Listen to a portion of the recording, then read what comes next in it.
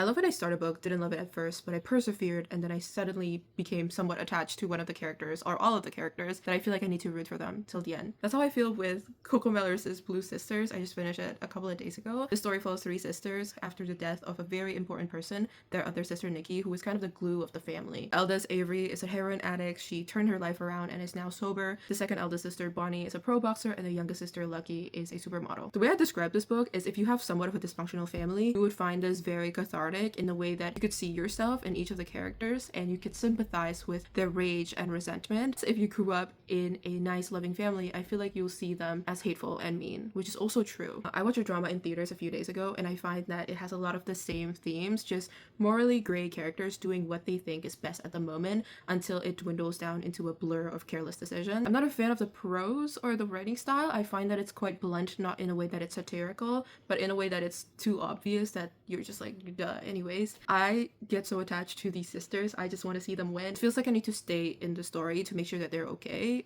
or if that's just the eldest daughter in me. But my favorite character is Bonnie. She is the middle kid. I've grown so fond of her character. She is so selfless and kind, and I really like the specific chapter where she helps one of her sisters through their addiction. This book in general is just an exploration of grief in its messiest, ugliest form. How losing someone that kept it all together could not only confront your family dynamics, but also your relationship with yourself. The whole narrative is so cruel and frustrating, but it's also so real and so human. I really appreciate that beneath all the anger, frustration, self-destructive behavior, all they wanted is to be understood and to feel seen.